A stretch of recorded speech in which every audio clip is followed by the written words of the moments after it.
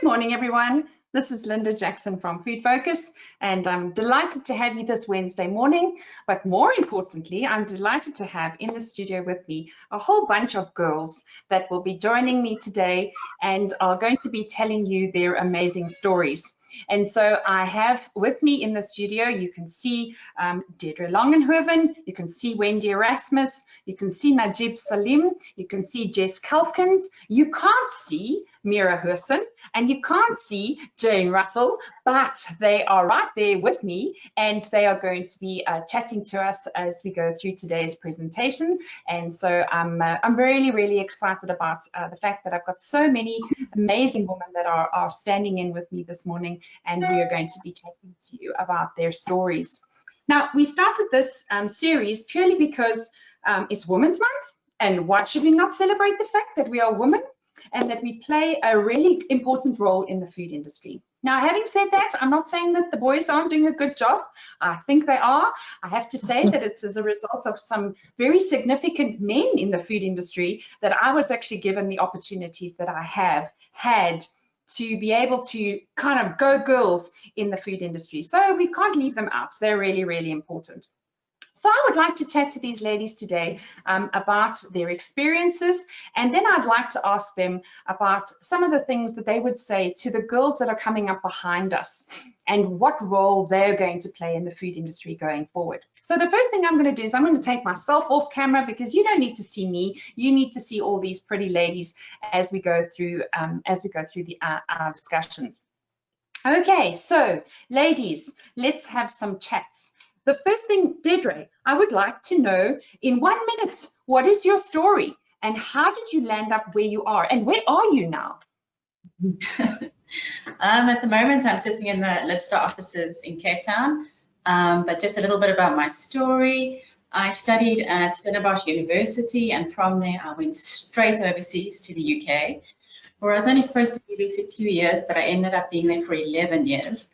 So I worked basically in the technical and quality side of the food industry the whole time I was there.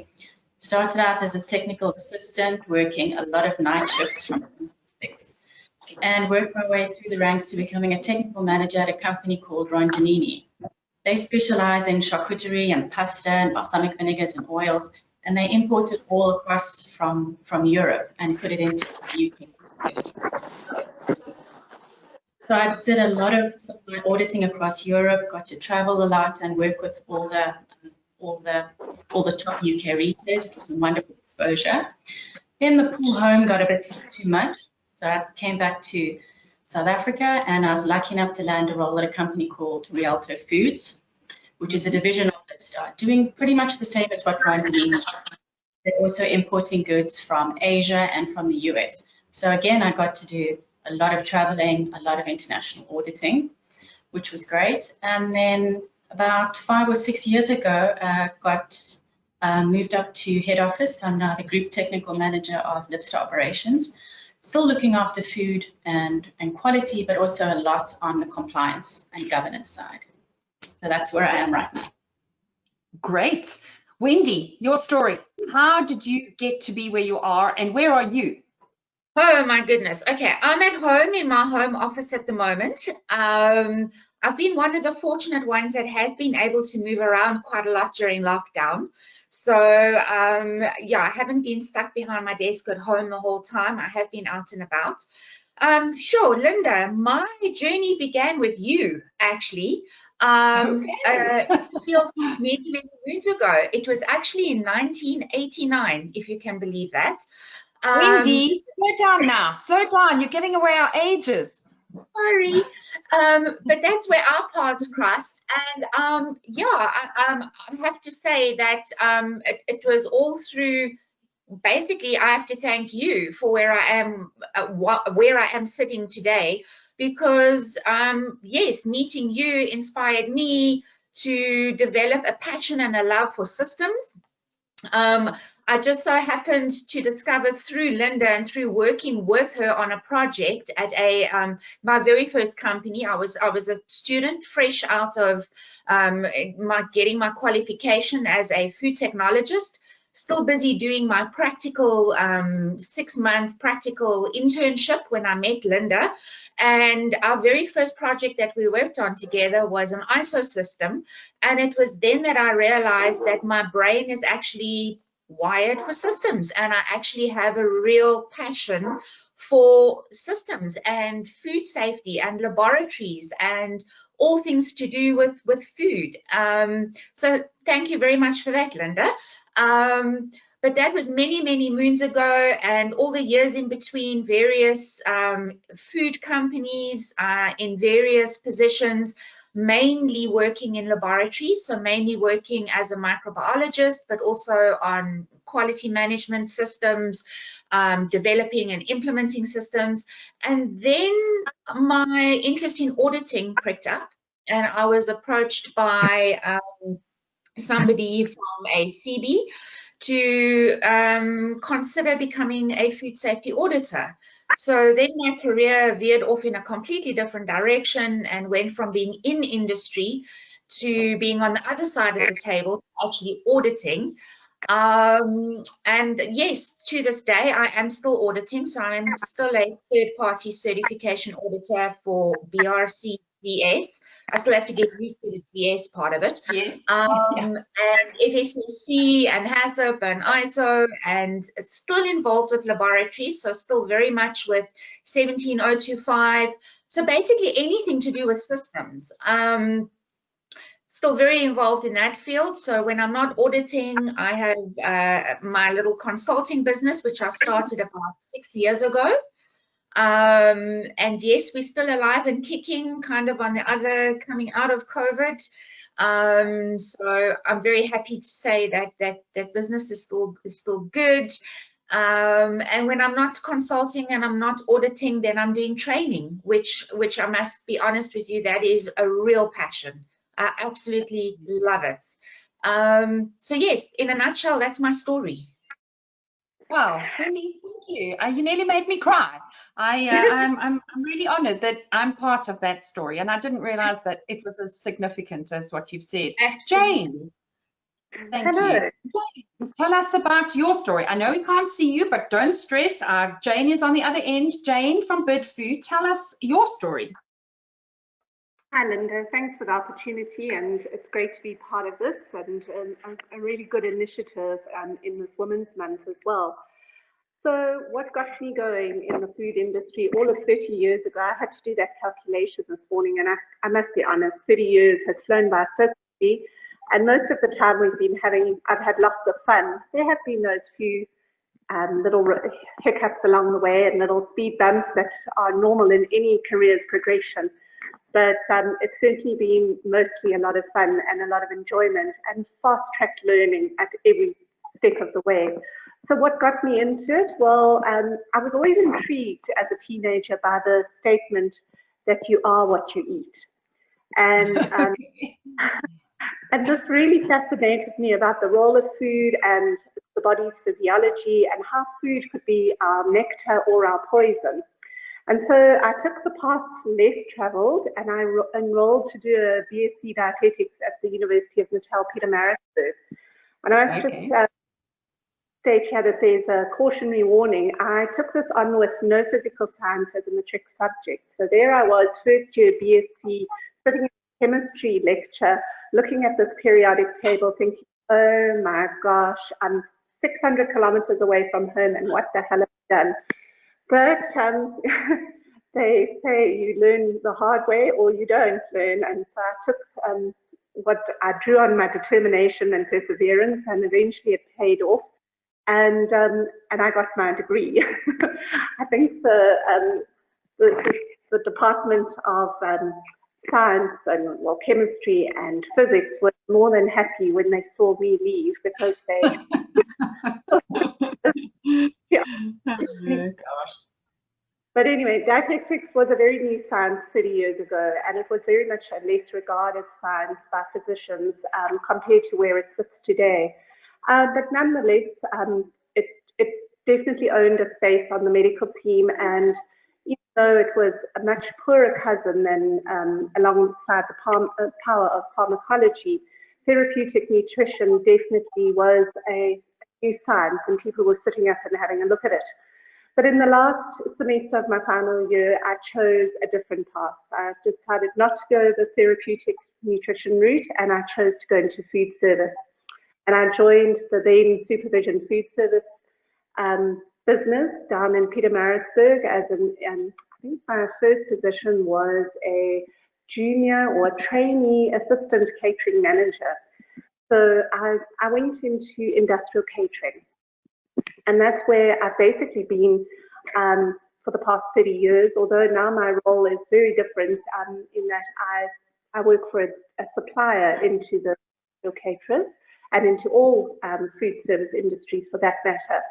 But it certainly allowed me to create a career path that has been extremely fulfilling and rewarding and fast evolving as well.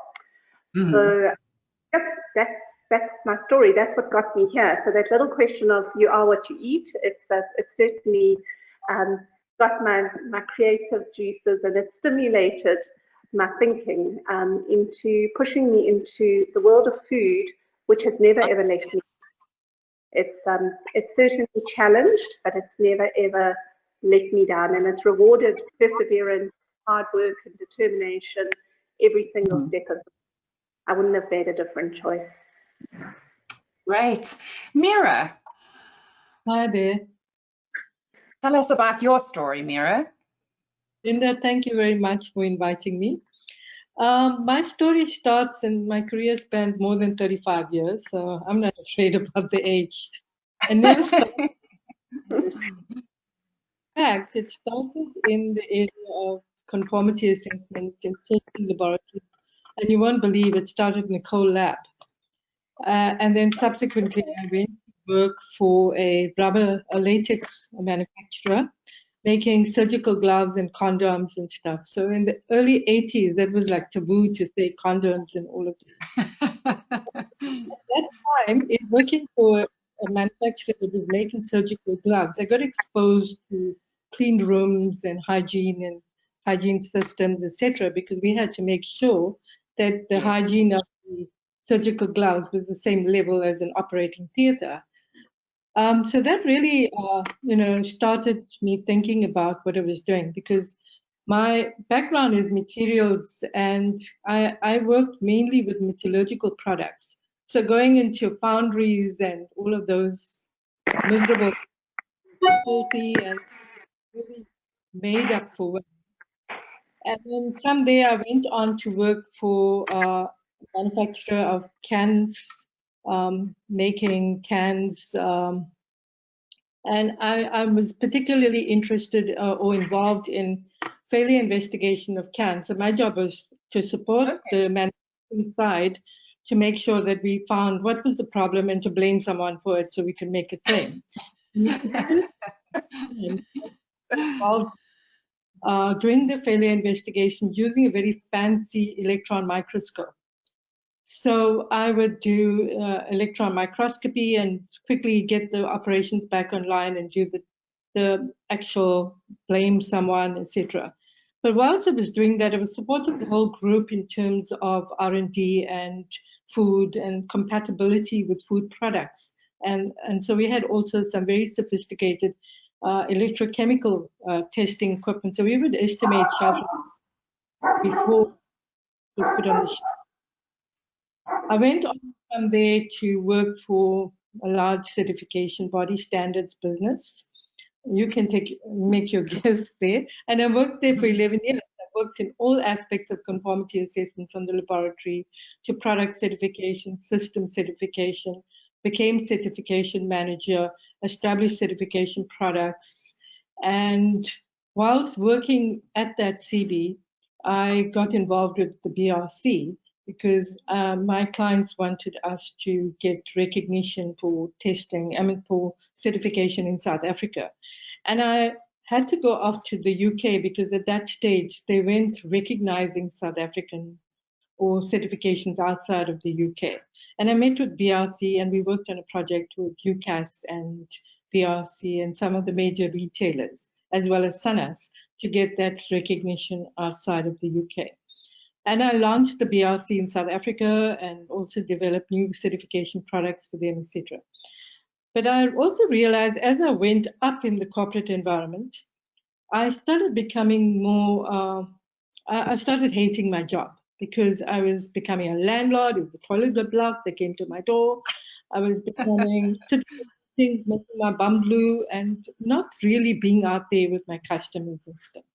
So 15 years ago, 15 years, coming December, I decided I had enough of this and started my own consultancy and training company called PDCA Solutions. And we train and consult on various standards, etc. So I've assisted, in fact, Rialta. I implemented their food safety system, and I've established a certification body, and I assist the CBs and I train auditors, etc. But one of the important things is I contacted the BRC at that stage and said, "This is my change of address, etc." And they offered me the opportunity to become a training provider for them. So off I went to London, got the training and came back. So I'm one of the oldest BRC training providers for BRC. Now we're a training partner to them. In fact, Wendy has attended my training as well. So, at the moment, I'm training and consulting in the industry, etc. So it's been an interesting journey, and I've thoroughly enjoyed every step of the way. So that's how I came to be in the food industry. Wow, thank you, Mira. There's a number of really interesting firsts there, which we celebrate with you. Congratulations. Najib, let's go to Durban. Tell us about your role. Thanks, Linda, for having me. Just like Jane, I took the bold step of going into the sciences with no science background. I got into food science by chance. I actually wanted to be in drama, and I thought that there was no opportunity for the second edition. So when I got to the food technology department at what was back then known as Natal Technicon, I was told whilst I had a good grade in maths and speech and drama, I did not have a background in science, and basically was accepted with terms and conditions. So I took those terms and conditions and made it through miraculously, even became a physical science tutorial lead. Wow. So along the way, yeah, I don't know how that happened, but it happened. Along the way, obviously had to go out and do in-service training. And whilst I was there doing my in-service training at national brands, I basically then discovered my passion for quality assurance and food safety. I didn't have the patience of R&D at all. I wanted to come up with a recipe and it needed to work the first time round.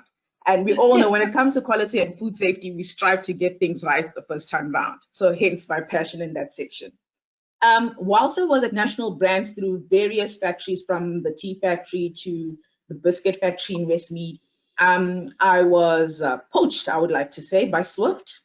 And I was really shocked that they actually thought I knew something about food safety systems and quality, because I was still about 2 years into the industry. But I think my passion was what basically drove the appointments. And I became a technical specialist there. So now I actually had a stage to do what I love, and that is train. So I was able to put through my acting skills. And on that platform, I managed to train a lot of companies. I think I met you through that platform as well, Linda, and do a whole lot of auditing, as well as provide sort of implementation support throughout the industry, food, beverage, cosmetic, packaging industry. At some point, I made a decision that it was time to get back into industry, and that's when I joined Food Corp. And at Food Corp, I joined in as the QMS manager. Food Corp later was purchased by RCL Foods. And at RCL Foods, I then was promoted into the quality and food safety exec for the consumer division, where I was supposed to drive strategy when it comes to quality assurance and food safety for all our facilities within the consumer division. Once again, the company has a lot of faith in me, and this year decided that my scope must actually extend to people safety, not just product safety. So as of January this year, my role has extended to being a chef executive at RCL Foods. And just to ensure that I know what I'm supposed to do, COVID has come along. and it seems I do know too. So yeah, that's how I got to where I am today. I still have a dream to go back into the acting space one day when I retire out of the food safety world. Whether it's behind the scenes as a director, I am putting my skills to use directing my in terms of the chef space, but I really want to be behind the camera or in front of the camera one day. Okay, social media and this platform is putting me in front of the camera right now, but this time I want you to see credits with my name after a movie. Yeah. Very cool. Very cool.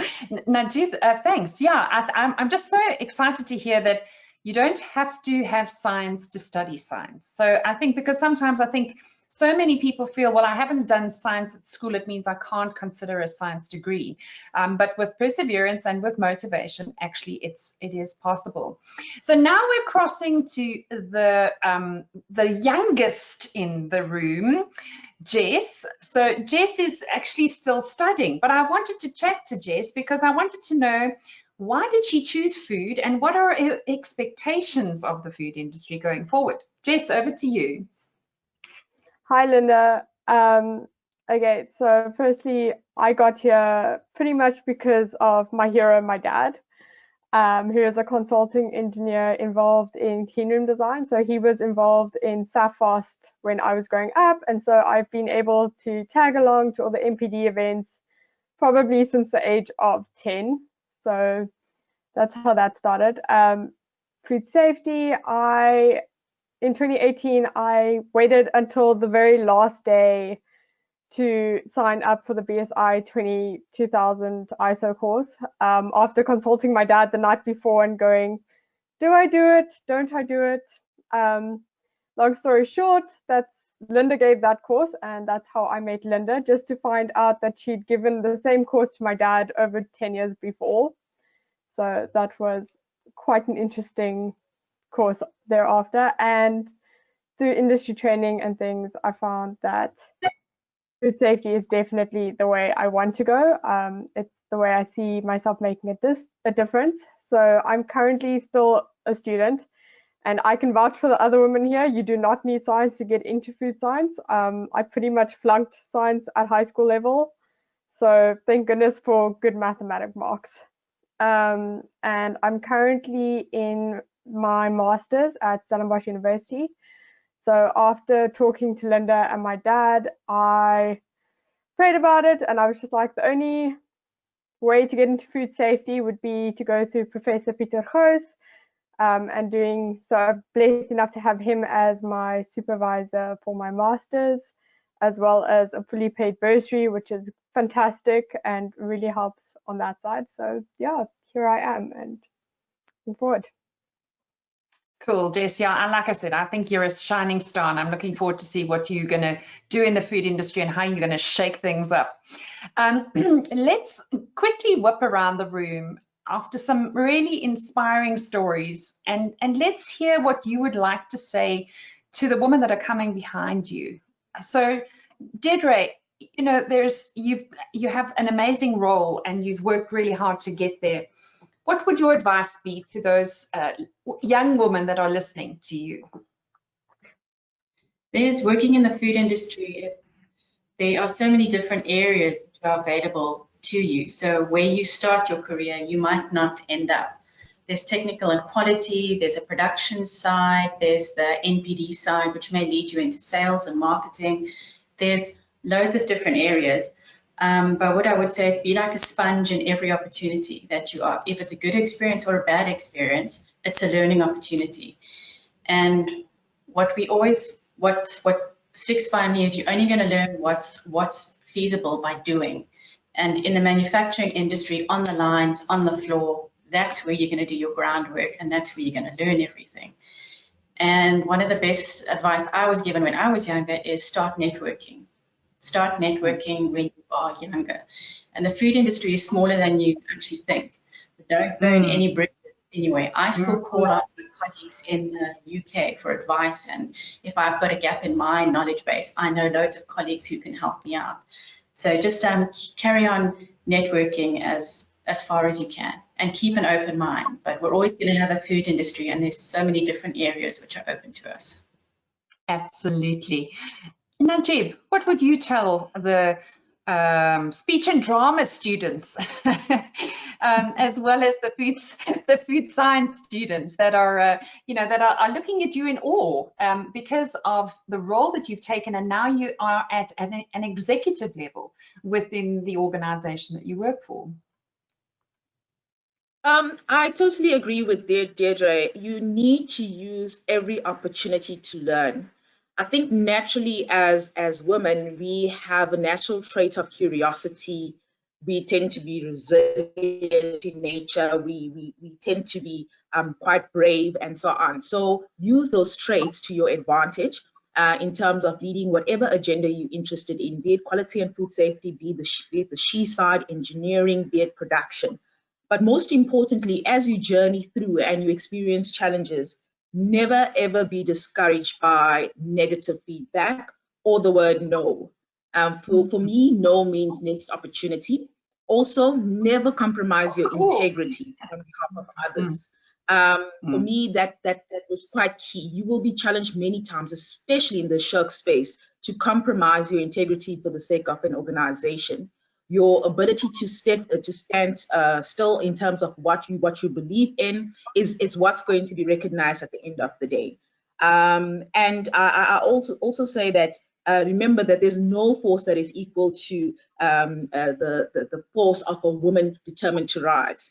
So just push on, take up space, and be the best version of yourself. Empower yourself with as much knowledge as you possibly can, so that we can really make a big difference in the Czech space or in the manufacturing space in totality. There is nothing that is specifically for a specific gender. But what we do know is that because of our skills and our ability to multitask and our thoroughness, we can be the best at it. Absolutely. Don't you just love that next opportunity? Is that just not the coolest? Thank you so much, Najib. Jane, what would you tell the young ladies that are looking up at you in awe, because you're also at an executive level? Yes, thanks, Linda. Gee, the ladies before me kind of used all the adjectives that I was going to use. I don't want to repeat it, but it's certainly, the food industry is a dynamic. It's an enigmatic environment, and it's a fertile ground for independent, confident, and intelligent young women. And that passion that sits within each of us, that we know is a natural attribute that we can draw on, and the keen eye for detail, are two very important qualities that women possess that determine the path for success in this career. And certainly the power and intelligence underpinned by strength, grace, and purpose, I think, are qualities that women naturally possess, and that we work our way through the food industry resilient. We are not deterred by change. We are very adaptable, and we can hold our own. And I think the important thing is that young women need to realize that this industry is multidimensional, and you need to own your own space. You need to have that confidence, and when you put your mind to something, don't be deterred. Don't let people try and distract you from your purpose. Keep an eye on the goal and make sure that you get to that goal. And the reward at the end of it is not the position that you hold at the end of the day, but by being able to look back and see the people's lives that you've touched, the people that you've interacted, that you've networked with, that, as one of the previous speakers said, that you can always draw on as your network of strength, and that you can bounce off. And I think you and I, Linda, have had many phone calls and conversations along those lines over the years. And invariably, that network of people with the same passion and affiliation are invaluable. So never, it's an extremely small industry. You're only as well known as your last mistake. Very few people remember you for the success and the long hours, but they certainly remember you when you've made a mistake. But having said that, mistakes open the doors. Mistakes open the doors for you to make a better impact tomorrow.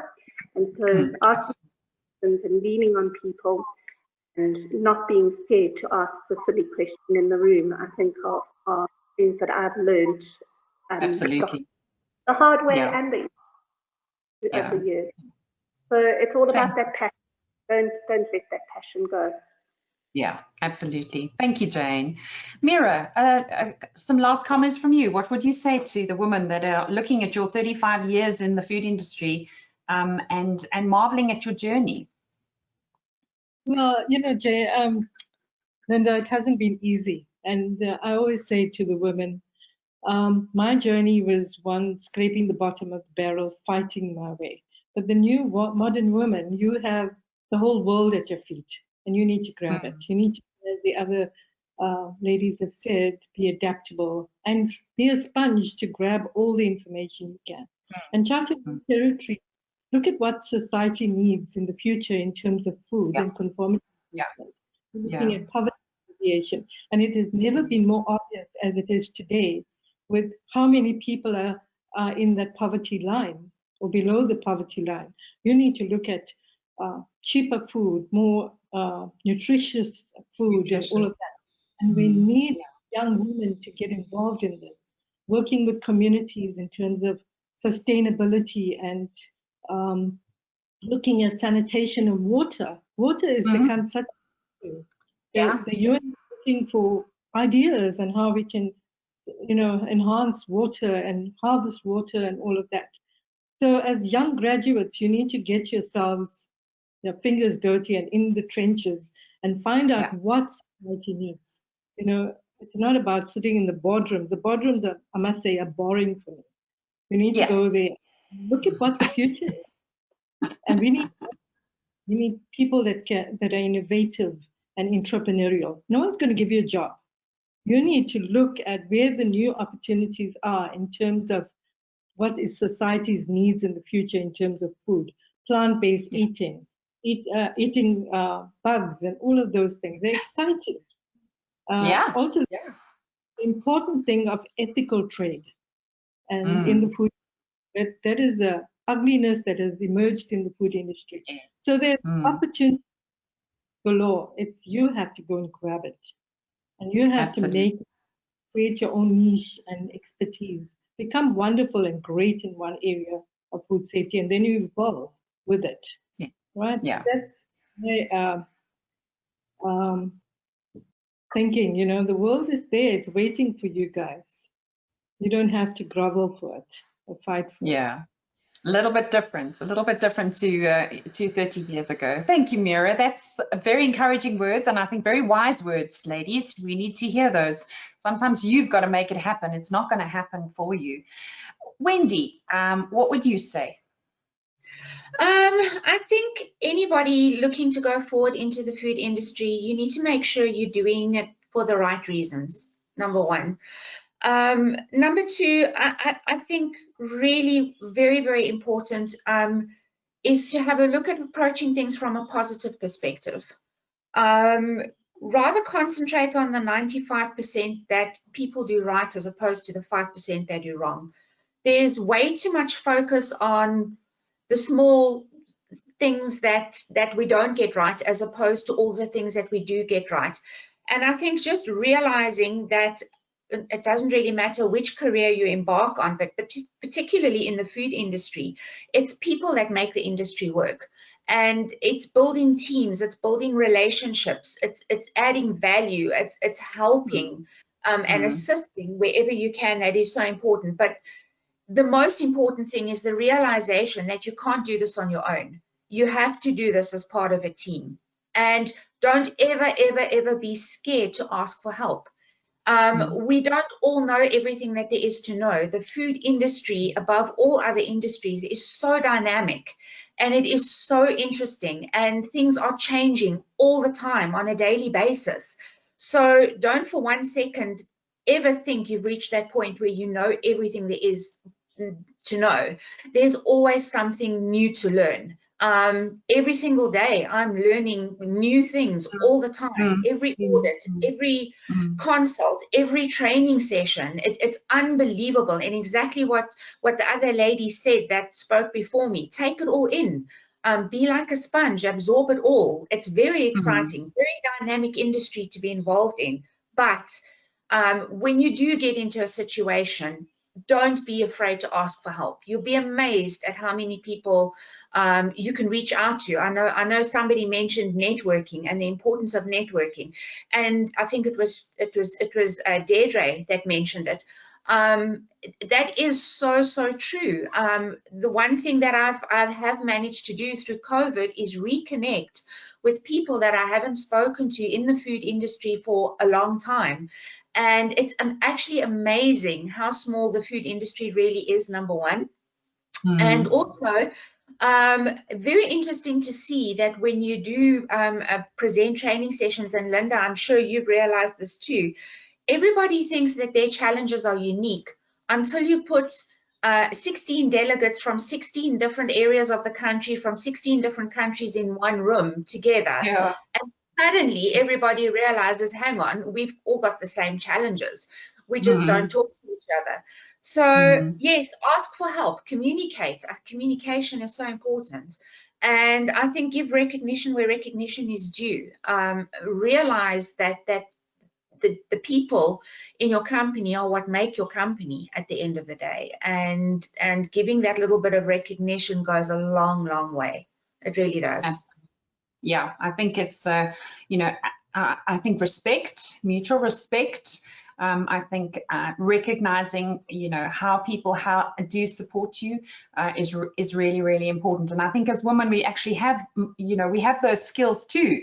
And I think sometimes we don't use those skills enough, you know. Right, Jess, I'm going to finish with you. And I think in relation to, you know, you're starting your career in the food industry. You've heard from these women what they've done, what they've achieved. Hopefully that's inspired you, you know, in terms of the journey that you're going to take. What I'd like to know from you, your question is a little bit different, is what are your expectations going into the workplace? Because I think, you know, as women within the food industry and predominantly within food safety, I think most of the ladies, although they play a role in manufacturing, their role is incorporates food safety. What are your expectations of what you are going to encounter as you go out there? Because that's what we've got to live up to in terms of, you know, the next generation coming out and having an impact on the food industry. Wait, I need to unmute you. Sorry. Okay, now you've got a voice. Sorry, my fault. Start from the beginning. I just wanted to also say, you know, what all the other ladies have said, and especially Wendy, you know, on having the right passion and things. I think being a student, you're never quite sure if you're heading the right way, and there's a lot of uncertainty going into the food industry. But honestly, everyone loves food. Everyone needs to eat. The job has a purpose. No matter which part of it you're in, you're allowed to be creative, both in creating things and solving problems. There's always a need for new talent. Every day is different. I see people learning a lot of transferable skills and understanding the importance of community, which I think is a bit above and a broader picture of the food industry. So that is more along the lines of where I see the food industry going. And it's going to be, you know, going into AI and going into cybersecurity and things is obviously a whole new world for my generation going forward. But yeah, then personally, I guess what I hope to achieve going into the food industry would be to make a difference, to find practical and creative solutions to difficulties that the modern food industry and modern food safety culture faces, especially in terms of food security. So I'm really hoping that going into it, that is what I will be encountering along with, I guess, everyone else. Yeah. Thank you. Great, and I'm sure you're going to do your folks very proud, and I see you've got a proud mom on the line as well, which is really cool listening to you. So I have to just say to the mom in the room, well done. You've done a really good job with this one. And so I look forward to seeing what she's going to do in the future. Ladies, thank you for being with me. I appreciate you sharing your stories. Mira, Jane, Debre, Najib, Wendy, and Jess, I consider you all to be friends as well as colleagues. And I thank you for the opportunity that I've had to work more closely with some of you than others, but for me it's been a real honor to be able to work shoulder to shoulder with you in the food industry. Thank you for the work that you're doing, because as a consumer of food, it impacts on my life too, the work that you've been doing. And we never must forget that, you know, and the people that we literally rub shoulders with in the supermarkets could be the people that are benefiting from the work, the hours and hours that you've actually put into the food industry. So thank you so much for sharing your story. Thank you for being with me today, and I look forward to the great things that you're going to do in the food industry going forward, because I know that the best is yet to come. It's definitely not over yet, and even though COVID is, you know, giving us a few challenges, I know that the best is still to come. So thank you so much, and won't you enjoy the rest of your day. Bye-bye. Thanks, ladies. Thanks, Linda. Bye. Thanks. Bye. Thank you. Okay.